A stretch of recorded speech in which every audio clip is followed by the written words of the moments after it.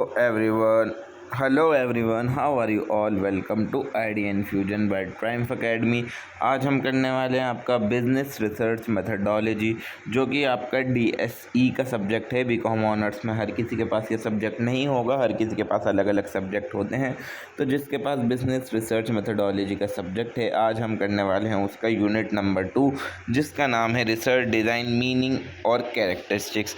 तो बिना किसी देर के आज की वीडियो को स्टार्ट करते हैं। सबसे पहले रिसर्च डिज़ाइन इस चैप्टर का नाम है, मीनिंग एंड कैरेक्टरिस्टिक्स इसके वन ऑफ द टॉपिक्स हैं, ठीक है ना। तो सबसे पहले मीनिंग क्या है रिसर्च डिज़ाइन की। Research design is like a plan और blueprint for doing research. Research करने के लिए रिसर्च डिज़ाइन क्या होता है? एक टाइप का प्लान है या फिर ब्लूप्रिंट है। रिसर्च डिज़ाइन क्या कह सकते हैं हम? रिसर्च करने का जो प्लान है वो क्या कहलाया जाता है? हमारा रिसर्च डिज़ाइन कहलाया जाता है, ठीक है ना। It tells how the study will be done. ये हमें बताता है कि किस तरीके से स्टडी की जाएगी। व्हाट डाटा टू कलेक्ट, क्या डाटा हमें कलेक्ट करना है, किस तरीके से कलेक्ट करना है, और जो डाटा आएगा हमारे पास उसको किस तरीके से एनालाइज करता है। ये सब चीज़ें कौन बताता है? हमारा रिसर्च डिज़ाइन बताता है। It help researcher stay on track. ये रिसर्चर को हेल्प करता है कि वो अपने ट्रैक पर रहें, यानी कि जिस काम को वो कर रहे हैं, जिस रिसर्च को वो कर रहे हैं, वो उसी को करते रहें। And make sure the research is useful and accurate, और जो रिसर्च वो कर रहे हैं वो यूज़फुल है और एक्यूरेट का है। तो ये थी हमारी रिसर्च डिज़ाइन की मीनिंग। आई होप आपको ये समझ में आई होगी। अब ख़ासियतें देखते हैं कि एक अच्छा जो रिसर्च डिज़ाइन होता है उसकी कैरेक्टरिस्टिक्स क्या क्या होती हैं, ठीक है। सबसे पहले क्लियर पर्पस, उसके अंदर पर्पस सबसे क्लियर होता है। The aim of the study should be well defined, कि हम उस रिसर्च के अंदर क्या कर रहे हैं, हमारा एम क्या है, हमारा गोल क्या है, वो चीज़ पहले से डिफाइन होनी चाहिए। और इसका लॉजिकल स्ट्रक्चर होता है जो एक अच्छा डिज़ाइन होता है। मतलब क्या हुआ? The step in the study should be organize and systematic, कि किस स्टेप से हमें रिसर्च करनी है, पहले क्या स्टेप होगा, फिर उसका नेक्स्ट स्टेप क्या होगा। मतलब स्टेप वाइज जो हम करेंगे तो उसका एक लॉजिकल स्ट्रक्चर होना चाहिए, स्टेप्स हमें पता होने चाहिए, ऑर्गेनाइज वे में होने चाहिए और सिस्टमेटिक वे में होने चाहिए वो। और थर्ड आ गया आपका एक्यूरेसी। एक अच्छे डिज़ाइन वही होगा जो कि एक्यूरेट होगा। The result should correctly show what being studies, की जो आप रिसर्च के रिजल्ट देंगे ना वो करेक्टली ये बताते हो कि आपने किस चीज़ की स्टडी की है। आपने जो चीज़ स्टडी की होगी वही रिजल्ट आपके बता रहे हों वो, और वो एक्यूरेट हों और रिलायबल होती है एक अच्छी रिसर्च डिज़ाइन। यानी कि if someone else repeat the study, की मतलब आपके अलावा वही सेम स्टडी किसी और ने करी तो उसको भी सेम रिजल्ट मिला। ऐसा नहीं है कि आपके कुछ अलग ही आंसर था फिर एक नए इंसान ने करी वो तो कुछ अलग ही बात कर रहा है, ठीक है ना। तो क्या होनी चाहिए? रिलायबिलिटी होनी चाहिए जो आप रिसर्च कर रहे हैं, जिस टॉपिक पर आप रिसर्च कर रहे हैं उसके बारे में। और flexibility should allow adjustment if needed, specially in early stages, यानी कि उसके अंदर आपको एडजस्टमेंट को अलाउ करना चाहिए क्योंकि रिसर्च चेंज हो सकती है, ठीक है। तो अर्ली स्टेजेस पर आपको अलाउ कर देना है कि उसके अंदर जो भी आप रिसर्च कर रहे हैं चेंजेस किए जा सकें। फिर उसके बाद जो आता है आपका पॉइंट वो आता है objectivity. The study should B neutral. Study क्या होनी चाहिए? न्यूट्रल होनी चाहिए, कोई पर्सनल बायस उसके अंदर नहीं होना चाहिए। अपने दिमाग से उसके अंदर कुछ ऐड ना करें चीज़ें जो आपको लगता है कि मतलब आप सोचें कि मेरे हिसाब से ये होना चाहिए, आपके हिसाब से बात नहीं चलेगी। जो एक्यूरेट करेक्ट आपको रिजल्ट मिला है आपको वही लिखना है, आपको उसके अंदर अपना ओपिनियन ऐड नहीं करना है, ठीक है ना। तो ऑब्जेक्टिव होनी चाहिए जो आपकी रिजल्ट है। तो क्या क्या रिसर्च डिज़ाइन की खासियत हो गई कि उसका पर्पस क्लियर होना चाहिए, उसका लॉजिकल स्ट्रक्चर होना चाहिए, एक्यूरेट होनी चाहिए, रिलायबल होनी चाहिए, फ्लेक्सिबल होनी चाहिए एंड ऑब्जेक्टिविटी उसके अंदर होनी चाहिए। तो ये थी खासियतें एक अच्छे रिसर्च डिज़ाइन की। अब टाइप ऑफ रिसर्च डिज़ाइन देखते हैं। सबसे पहला आता है एक्सप्लोरेटरी, दूसरा आता है डिस्क्रिप्टिव, थर्ड आता है एक्सपेरिमेंटल रिसर्च डिज़ाइन। तो ये 3 टाइप के आपके रिसर्च डिज़ाइन होते हैं। अब एक एक करके समझते हैं कि कौन सा रिसर्च डिज़ाइन क्या कहता है।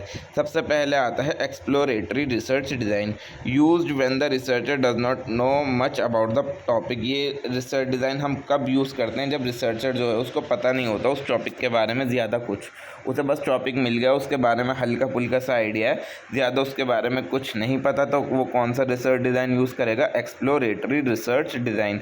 The goal is to explore idea. इसके अंदर क्या करना है? हम नए नए आइडियाज़ को एक्सप्लोर करते हैं, उनके अंदर पैटर्न ढूंढते हैं और प्रॉब्लम्स को अच्छी तरीके से समझने की कोशिश करते हैं। ये कब यूज़ होता है? जब रिसर्चर को ज़्यादा पता नहीं होता उस टॉपिक के बारे में। और it use in the early stages of research. जब कब यूज़ किया जाता है ये वाला रिसर्च डिज़ाइन? जब आप नई नई रिसर्च कोई भी स्टार्ट करते हैं ना, तभी ये आपको यूज़ करना चाहिए। अब बात के स्टेजेस पर ये यूज़ नहीं होता, मोस्टली अर्ली स्टेजेस पर ही यूज़ होता है। तो ये था आपका एक्सप्लोरेटरी रिसर्च डिज़ाइन। इसका एग्जाम्पल क्या है? Company want to know why people are not buying a new product. Company ने कोई नया प्रोडक्ट लॉन्च करा और वो देख रहे हैं कि लोग खरीद ही नहीं रहे उस प्रोडक्ट को, तो वो ये जानने के लिए कौन सी रिसर्च डिज़ाइन का यूज़ करेगी? एक्सप्लोरेटरी रिसर्च डिज़ाइन, क्योंकि आपको पता नहीं प्रॉब्लम कि क्यों नहीं खरीद रहा है। तो जब आपको टॉपिक के बारे में ही नहीं पता तो आप कौन सा डिज़ाइन यूज़ करेंगे?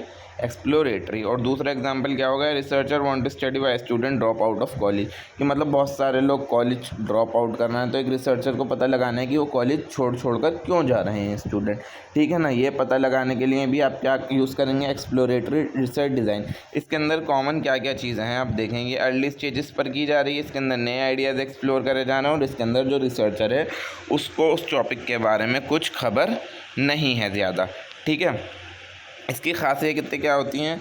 अनस्ट्रक्चर्ड। ये इसके अंदर कोई स्ट्रक्चर नहीं होता, कोई फिक्स फॉर्मेट नहीं होता, ये ओपन एंडेड होता है कि मतलब पहले यही करना है या फिर उसके बाद वो करना है, ऐसा इसके अंदर कुछ हिसाब नहीं होता। दूसरा ये है फ्लेक्सिबल है, ये आप इसको अपने हिसाब से चेंज कर सकते हो। जैसे ही आपको कुछ नई बात पता चली, आप अपनी रिसर्च को उस हिसाब से डाइवर्ट कर दो, आप अपनी रिसर्च को उस हिसाब से चेंज कर दो। और small scale, usually done on a small group of people, और ये ज़्यादा लोगों पर की नहीं जाती है, स्मॉल स्केल पर ही की जाती है, छोटे लेवल पर ही की जाती है। एक्सप्लोरेटरी रिसर्च डिज़ाइन का यूज़ क्वालिटेटिव होती है, ये ओपिनियन पे यूज़ करती है, फीलिंग्स पर चलती है और एक्सपीरियंसेस पर चलती है। ज़्यादा क्वांटिटेटिव डेटा इसके अंदर यूज नहीं होता। यूज टू बिल्ड हाइपोथेसिस, ये हाइपोथेसिस बनाने के काम आती है। Helps create research question for future studies, कि आपको आगे फ्यूचर में क्या स्टडी करना है, उसको उसके अंदर किस तरीके से क्वेश्चन क्रिएट होंगे, ये आपको कौन बताता है? Exploratory research design. मतलब हाइपोथेसिस बनाने के काम आती है ये रिसर्च डिज़ाइन आपके। और इसके अंदर कॉमन मेथड क्या क्या यूज़ किए जाते हैं ये रिसर्च करने के लिए? जब आप ये रिसर्च करने जा रहे हो तो आप रिव्यूइंग लिटरेचर, आप लिटरेचर का रिव्यू करोगे, आप बुक्स पढ़ोगे उसके बारे में, टॉपिक के बारे में आर्टिकल पढ़ोगे, या फिर प्रीवियस रिसर्च देखोगे जो लोगों ने करी हैं। और उसके बाद आप क्या दूसरी चीज़ कर सकते हो? जो उस मामले के अंदर एक्सपर्ट हैं उन लोगों का आप इंटरव्यू कर सकते हो, ठीक है ना। Talking to knowledgeable people in the field, यानी कि जो उस फील्ड के नॉलेजेबल लोग हैं उनसे आप टॉक कर सकते हो, यानी बात कर सकते हो उनसे। Focus group, discussing a topic with small group of people, यानी इसके अंदर बड़े लेवल पर ना काम करें, रिसर्च को लेकर स्मॉल ग्रुप पर ही ट्राई करना चाहिए। Case studies, deep study of one few cases, आप एक आध केसेस देखो कि मतलब उसके अंदर उन बच्चों का मेन सोल रीज़न क्या था कॉलेज छोड़ने का, ठीक है ना। तो आपको केस स्टडीज़ करनी चाहिए इसके अंदर। Observation, watching people to understand their behaviour, मतलब वहाँ जाकर आप लोगों को देखो कि मतलब उन बच्चों को क्या प्रॉब्लम्स फेस आ रही हैं, या फिर बाज़ार में निकल के देखो कि पब्लिक को प्रोडक्ट से क्या प्रॉब्लम हो रही है कि वो चीज़ वो लोग ख़रीद नहीं रहे। तो इसके अंदर ऑब्जर्वेशन करनी भी की जाती है। ये सब इसके मेथड्स हैं जो एक्सप्लोरेटरी रिसर्च डिज़ाइन के अंदर किए जाते हैं यूज़। अब स्टेप्स क्या क्या होते हैं हमारे एक्सप्लोरेटरी रिसर्च के? डिफाइन द प्रॉब्लम, सबसे पहले हम प्रॉब्लम ढूंढेंगे कि मतलब हो क्या रहा है। मान लो कि प्रॉब्लम हो गई कि प्रोडक्ट हमारा बिक नहीं रहा। अब गैदर बैकग्राउंड इन्फो, अब उसके बारे में हम पीछे की सारी इन्फॉर्मेशन ढूंढेंगे। अब हम उससे रिलेटेड स्टडीज़ देखेंगे कि मतलब क्या है, किस वजह से लोग नहीं खरीद रहे हैं। रिपोर्ट देखेंगे हम अपने प्रोडक्ट की, जो भी चीज़ें, तो हम उसके बारे में सारी इन्फॉर्मेशन देख लेंगे। फिर हम मेथड चूज़ करेंगे। Select how will you explore the problem, यानी कि आप किस तरीके से अपने प्रॉब्लम के बारे में पता लगाएंगे, कि मतलब लोगों से इंटरव्यू करेंगे, केस स्टडी करेंगे, क्या करेंगे आप इन सब चीज़ों में, ठीक है ना। फिर उसके बाद आप डेटा कलेक्ट करेंगे, लोगों से बात करेंगे, उनको ऑब्जर्व करेंगे, उनसे पूछेंगे, ठीक है ना, कि आप ये प्रोडक्ट क्यों नहीं खरीद रहे। एनालाइज एंड इंटरप्रेट, तो जब आप लोगों की बात सुनेंगे तो आपको पता लगेगा, अच्छा आपको पता लगना स्टार्ट हो जाएगा, आपको आइडिया मिलना स्टार्ट हो जाएगा कि आपके प्रोडक्ट के अंदर क्या कमी थी कि जिस वजह से लोग आपका प्रोडक्ट नहीं खरीद रहे हैं। फॉर्म हाइपोथेसिस, तो आप हाइपोथेसिस बना सकते हैं, आपको एक क्लियर स्टेटमेंट मिल जाएगी फ्यूचर रिसर्च के लिए कि हमारे प्रोडक्ट की मान लो क्वालिटी अच्छी नहीं थी, ये हमने हाइपोथेसिस बना लिए जिस वजह से, या फिर प्राइस ज़्यादा था हमारे प्रोडक्ट की जिस वजह से लोग खरीद नहीं रहे। तो ये थे हमारे स्टेप्स कहाँ के अंदर? एक्सप्लोरेटरी रिसर्च के अंदर। अब उसके बाद जो आता है वो आता है descriptive research design. Descriptive research design क्या कहता है आपका? डिस्क्रिप्टिव रिसर्च डिज़ाइन का मीनिंग क्या होता है? डिस्क्राइब व्हाट एग्जिस्ट, ये बताता है हमें कि मतलब जो चीज़ हो चुकी है उस चीज़ को डिस्क्राइब करता है जो एग्जिस्ट है। It tell what is happening, ये बताता है क्या हो रहा है, नॉट वाई इट्स हैपनिंग, कि क्यों हो रहा है ये नहीं बताता, ये चीज़ बताता है कि क्या चीज़ हो रही है। आई नो आप लोग कन्फ्यूज़ होंगे, बट मैं आपको आगे एक्सप्लेन करूँगा विद एग्जाम्पल्स, तो आपकी ये चीज़ समझ में आ जाएगी। बस आप अभी के लिए समझे कि क्या चीज़ हो रही है, व्हाट एग्जिस्ट, ये कौन चीज़ बताती है? हमारी descriptive research design.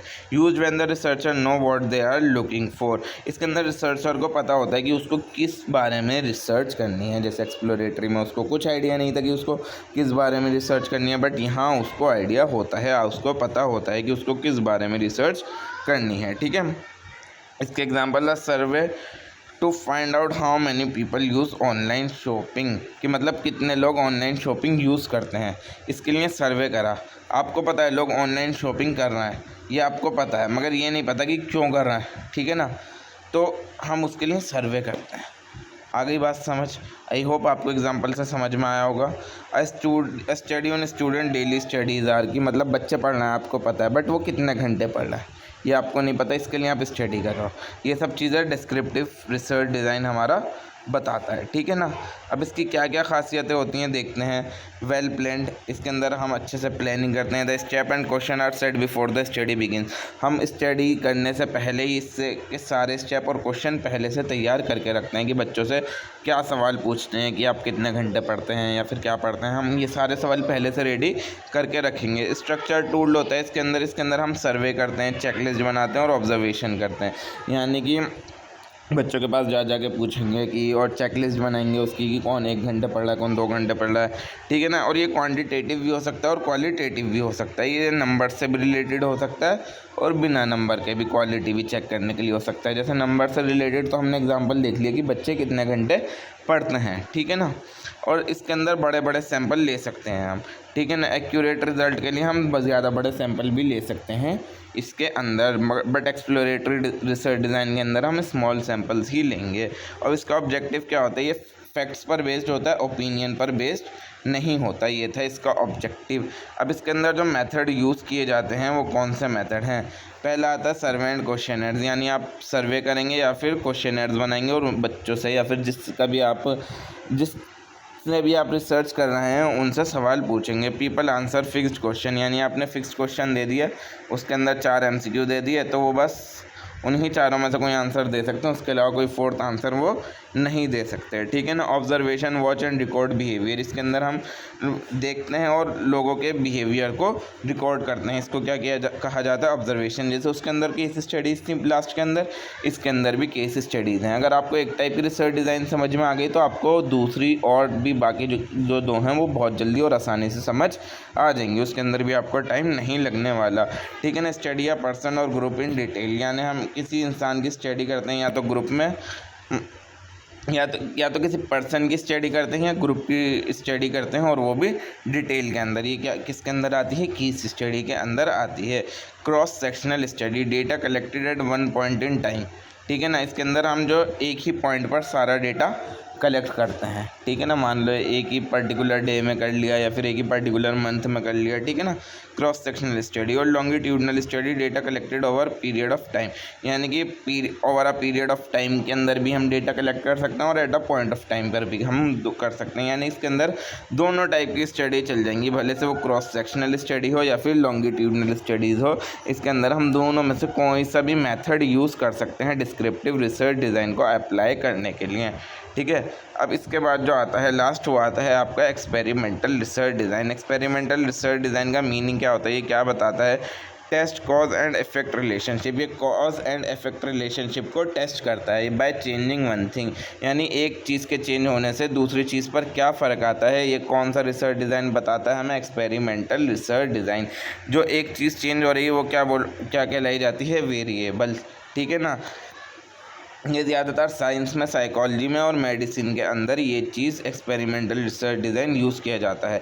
For example, giving a new medicine to one group and sugar pill to another group to see if the medicine work, यानी हमने एक तो दवाई दे दी एक ग्रुप को और दूसरे ग्रुप को शुगर पिल दे दी। ठीक है ना, तो हम देखेंगे कि वो मेडिसिन किस तरीके से वर्क कर रही है, यानी कि एक चीज़ के चेंज करने से हमारे पेशेंट पे क्या फ़र्क आ रहा है, ठीक है ना। तो ये हमें क्या, कौन सा इस टाइप की रिसर्च डिज़ाइन क्या कहलाई जाती है, एक्सपेरिमेंटल रिसर्च डिज़ाइन। बस वही जिसके अंदर हम एक्सपेरिमेंट करें। हम एक्सपेरिमेंट में क्या करते हैं, जब कोई चीज़ करते हैं तो सामने वाली चीज़ पर क्या फ़र्क पड़ रहा है, वो क्या चीज़ कहलाई जाती है, हमारी एक्सपेरिमेंट कहलाई जाती है। और इसी से रिलेटेड रिसर्च डिज़ाइन क्या कहलाया जाएगा, एक्सपेरिमेंटल रिसर्च डिज़ाइन कहलाया जाएगा। आई होप आपको ये चीज़ समझ आई होगी, ठीक है। इसकी खासियतें क्या क्या होती हैं, कंट्रोल एनवायरनमेंट में की जाती है, या तो ये लैब्स में की जाएगी या फिर कंट्रोल सेटिंग्स के अंदर की जाएगी, जहाँ पर बाहर की कोई चीज़ डिस्ट्रैक्ट ना करे हमारी स्टडी को, ठीक है ना। तो ये एक तरीके से कंट्रोल्ड एनवायरनमेंट में ही की जाती है, उसके अलावा कहीं नहीं की जाती। और mostly controlled environment medicinal term या साइंस या साइकोलॉजी में कहाँ होते हैं, लैब्स के अंदर होते हैं। ये कॉज एंड इफेक्ट रिलेशनशिप बताता है कि मतलब किस तरीके से एक चीज़ का देना दूसरी चीज़ पर फ़र्क पड़ता है। यानी कि हमने एक इंसान को दवाई देनी शुरू कर दी तो उसकी बॉडी पर क्या फ़र्क पड़ रहा है, क्या चेंजेस आ रहा है, ठीक है ना। ये भी हमारे एक्सपेरिमेंटल रिसर्च डिज़ाइन ही होगा। इसके अंदर वेरिएबल का यूज़ करते हैं। 2 टाइप के वेरिएबल होते हैं, इंडिपेंडेंट और डिपेंडेंट। इंडिपेंडेंट वो वेरिएबल होता है the one that is change, की जो चेंज हो रहा है, ठीक है ना। डिपेंडेंट वेरिएबल होता है the one that is measured, यानी कि जिसके ऊपर जो मतलब डिपेंडेंट जो होगा वो इंडिपेंडेंट पर बेस्ड होगा, ठीक है ना। मान लीजिए हमने दवाई दी तो दवाई क्या हो गई, इंडिपेंडेंट वेरिएबल, वो किसी पर बेस्ड नहीं है, बट उसकी बॉडी के अंदर क्या रिएक्शन हो रहा है तो उसकी बॉडी क्या हो गई, डिपेंडेंट वेरिएबल, जो कि किस पर डिपेंड है, दवाई पर डिपेंड है। आई होप आपको ये वेरिएबल समझ में आए होंगे। फिर उसके बाद आती है random sampling. People are chosen randomly to remove bias, ठीक है ना, कि हम रैंडमली लोगों को चूज़ करेंगे इसके अंदर, ठीक है ना। ऐसा नहीं है कि किसी खास इंसान को ही चूज़ कर लिया हम कॉज एंड इफेक्ट रिलेशनशिप देखने के लिए। इसके अंदर हम रैंडमली किसी को भी चूज़ करेंगे ताकि बायसनेस ना हो। कंपैरिजन किया जाता है इसके अंदर। There is usually a control group to compare result. इसके अंदर हमेशा एक कंट्रोल ग्रुप रहेगा, यानी कि एक ऐसा इंसान रहेगा जिसको नॉर्मली मान लो आप मेडिसिन दे रहे थे, ठीक है ना, तो और जो एक नया इंसान हो उसको आपने नई मेडिसिन दी, ठीक है ना। तो हमेशा इसके अंदर एक ऐसा ग्रुप होता है जिससे आप कंपेयर कर सकते हो, ठीक है ना। मान लीजिए कि ये इंसान है जिसको नॉर्मली आपकी दवाई चलती है, और एक ये इंसान है, ठीक है। इसको आपने न्यू दवा दे दी, जो न्यू मेडिसिन है वो दे दी। अब इसके अंदर क्या चेंज आ रहा है और इसकी बॉडी के अंदर क्या चेंज आ रहा है, तो इसके लिए हमेशा इसके अंदर क्या होगा, एक्सपेरिमेंटल रिसर्च डिज़ाइन के अंदर कंपैरिजन होगा ही होगा। आई होप आपको ये चीज़ समझ में आई होगी। अब एक्सपेरिमेंटल डिज़ाइन भी अलग अलग टाइप के होते हैं। एक होता है pre experimental design. Pre experimental design जो होता है वो सिंपल और सबसे बेसिक होता है। इसके अंदर कोई कंट्रोल ग्रुप नहीं होता, ना ही कोई रैंडम असाइनमेंट होता है। इसके अंदर ये एक्सपेरिमेंटल डिज़ाइन से प्री यानी पहले किया जाता है। Example, 1 group is tested before and after training programme, यानी एक ही ग्रुप को लिया हमने, उसको एक बार ट्रेनिंग से पहले टेस्ट करा और एक बार ट्रेनिंग के बाद टेस्ट करा। इसके अंदर दूसरा कोई कंट्रोल ग्रुप नहीं था, बस उसी ग्रुप को हमने 2 बार टेस्ट कर लिया। इस टाइप का डिज़ाइन प्री एक्सपेरिमेंटल डिज़ाइन कहलाया जाता है। दूसरा आता है आपका ट्रू एक्सपेरिमेंटल डिज़ाइन। ये सबसे ज़्यादा रिलायबल होता है। इसके अंदर दोनों कंट्रोल ग्रुप भी होते हैं, साथ साथ रैंडम असाइनमेंट भी होते हैं, यानी कि जो मैंने ऊपर दवाई वाला एग्जाम्पल दिया था वो ट्रू एक्सपेरिमेंटल डिज़ाइन था, ठीक है ना। इसका एग्जाम्पल क्या दे रखा है, testing a new teaching method with a random student group, यानी कि हम एक नया टीचिंग का मेथड यूज़ करते हैं और किसके साथ, रैंडम स्टूडेंट्स के साथ, जिनको वो टीचर जानता ही नहीं है। इस टाइप के एक्सपेरिमेंटल डिज़ाइन क्या कहलाया जाएगा, ट्रू एक्सपेरिमेंटल। उसके बाद जो आता है लास्ट, वो आता है क्वासी एक्सपेरिमेंटल डिज़ाइन।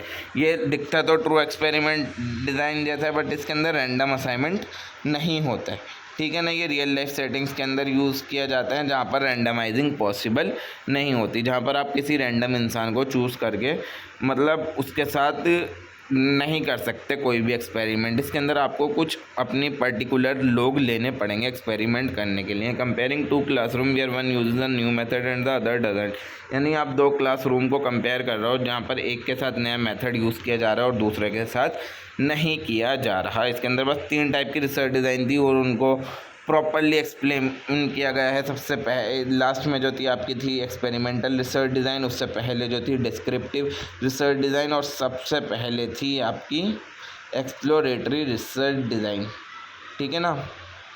तो बस यही था आज की वीडियो के अंदर। वीडियो पसंद आई हो तो वीडियो को लाइक करें, चैनल को सब्सक्राइब करें। मैं मिलता हूँ आपको अगली वीडियो के अंदर बहुत जल्द ही इसके यूनिट नंबर 3 के साथ। और जिसको भी ये नोट्स चाहिए वो नीचे कमेंट सेक्शन के अंदर क्या, मैं डिस्क्रिप्शन में लिंक डाल ही दूँगा, आप वहाँ जाकर मैसेज देख सकते हैं। ये नोट्स पेड हैं, ठीक है, तो आप वहाँ जाकर मैसेज देख सकते हैं और मुझे पर्सनली मैसेज कर सकते हैं नीचे टेलीग्राम पर जाकर। जो भी होगा हम आपको सेंड कर देंगे नोट्स, ठीक है ना। Thank you so much for watching the video.